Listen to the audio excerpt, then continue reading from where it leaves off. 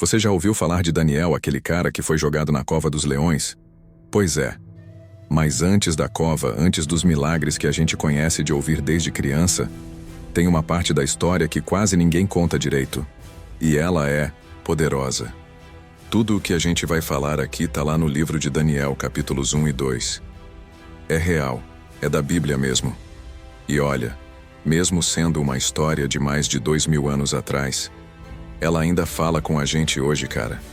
Porque é sobre ser fiel quando tudo ao nosso redor tá tentando nos mudar. Então bora voltar no tempo, para um momento bem difícil do povo de Deus. Tudo começa quando Jerusalém é invadida pela Babilônia. Um rei chamado Nabucodonosor chega com um exército gigantesco e destrói tudo. Não sobra templo, não sobra muro, não sobra paz. O povo de Judá é derrotado, o templo é saqueado e pior. Os melhores jovens do país são levados como escravos para viver no palácio do inimigo. Entre esses jovens, estava Daniel. Imagina a cena. Você tem uns 16 ou 17 anos, tá vendo sua cidade ser destruída. E do nada, você é arrastado para um lugar estranho, cheio de deuses diferentes, cultura nova, língua nova. Tudo é confuso, tudo é pesado. E ali, no meio de um palácio dourado onde tudo brilha, Daniel tinha tudo para se perder.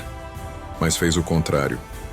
O rei Nabucodonosor queria transformar esses jovens.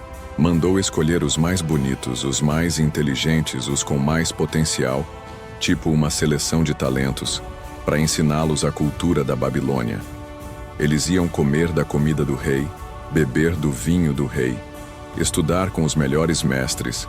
Era como ganhar uma bolsa para estudar na maior universidade do mundo. Mas tinha um preço: esquecer quem você era. Daniel foi escolhido junto com 3 amigos, Ananias, Misael e Azarias. Só que ao chegar lá, nem os nomes deles foram respeitados. Deram nomes novos: Sadraque, Mesaque e Abed-nego. E para Daniel, Beltesazar.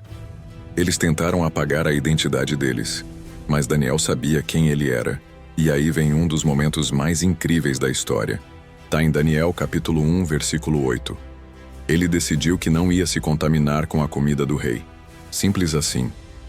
Ele não se rebelou, não fez escândalo. Mas no coração, decidiu que ia continuar fiel a Deus. Mesmo longe de tudo. Mesmo sozinho. Ele chegou para o responsável por eles e pediu: deixa a gente comer só legumes e tomar água por 10 dias. Depois compara a nossa aparência com a dos outros. O cara topou. E sabe o que aconteceu? Depois de 10 dias, Daniel e os amigos estavam com a aparência ainda melhor do que os outros. E isso mexeu com tudo. Porque mostrava que quem cuida da gente não é o sistema, não é o rei, é Deus. A Bíblia diz que Deus honrou Daniel e seus amigos. Tá lá no versículo 17. Deus deu a eles sabedoria, inteligência e, para Daniel, um dom especial: interpretar sonhos e visões. E quando o rei conversou com eles depois de 3 anos de estudo, achou eles 10 vezes mais sábios do que todos os magos e astrólogos da Babilônia. 10 vezes, cara. Não é pouca coisa. Mas aí, vem uma virada na história. No capítulo 2, o rei Nabucodonosor tem um sonho muito estranho, daqueles que fazem a gente acordar suando sem conseguir voltar a dormir. O problema, ele não lembrava do sonho, só sabia que era importante. E aí ele fez um desafio maluco. Mandou chamar todos os sábios e disse: me digam o que eu sonhei e me deem a interpretação. Ninguém conseguiu, óbvio. Eles pediram: conta o sonho que a gente interpreta. E o rei: se vocês são realmente sábios, então adivinhem o sonho também. Se não, vão morrer todos. E o decreto saiu. Todos os sábios da Babilônia seriam mortos. E quem estava no meio disso tudo? Daniel. Mas mais uma vez, Daniel não. Entrou em pânico. Ele pediu um tempo e foi fazer o que sabia fazer melhor: orar. Chamou os amigos, se trancaram num quarto e passaram a noite em oração. Imagina a cena: 4 jovens exilados, de joelhos, pedindo que Deus fizesse o impossível. E Deus fez. Naquela noite, Deus revelou o sonho e a interpretação para Daniel numa visão. E a primeira coisa que ele fez foi agradecer. Ele não saiu, correndo para contar tudo para o rei. Ele parou, se ajoelhou e disse: Bendito seja o nome de Deus para sempre. Ele dá sabedoria, ele revela mistérios. Aí sim Daniel foi até o rei. Na frente de Nabucodonosor, ele foi direto e falou: Ninguém pode fazer o que o Senhor pediu, nenhum mago, nenhum sábio. Mas há um Deus nos céus que revela mistérios. E começou a contar o sonho como se tivesse estado dentro da cabeça do rei. Você viu uma estátua enorme. A cabeça era de ouro, o peito e os braços de prata, o ventre e as coxas de bronze, as pernas de ferro e os pés, parte ferro, parte barro. E aí, uma pedra foi lançada, sem que mãos humanas a tocassem. Ela atingiu os pés da estátua, e tudo foi destruído. Tudo virou pó, e aquela pedra virou uma montanha que encheu toda a terra. O rei ficou em choque. Daniel então explicou: O Senhor é a cabeça de ouro, mas depois de você virão outros reinos, cada um menor. E no fim, Deus vai estabelecer um reino que nunca será destruído, um reino eterno.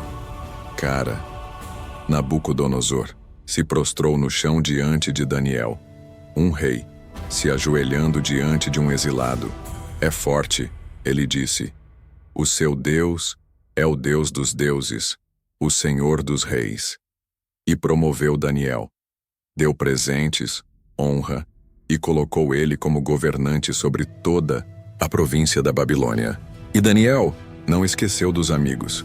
Pediu que eles fossem colocados em posições de autoridade também. E assim termina essa primeira parte. Um garoto fiel, que não se vendeu no palácio, sendo levantado por Deus para estar diante de reis. Mas calma, porque ainda vem muita coisa por aí. Porque quando você decide andar com Deus, não significa que os problemas acabam. Significa que você nunca vai enfrentar nada sozinho. Mas se você acha que a história termina aqui, tá enganado. O que vem depois é ainda mais intenso. 3 jovens vão ser jogados numa fornalha, acesa 7 vezes mais forte só porque não se curvaram a uma estátua de ouro. Um rei arrogante vai aprender da forma mais humilhante que quem manda mesmo é Deus.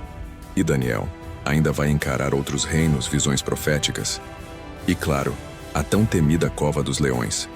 Então já se prepara para a próxima parte, porque se você achou essa história impactante, a parte 2 vai explodir a sua mente. Clica aí e vem comigo continuar essa jornada. Porque quando a gente escolhe ser fiel, o fogo pode vir, mas Deus sempre entra com a gente na fornalha.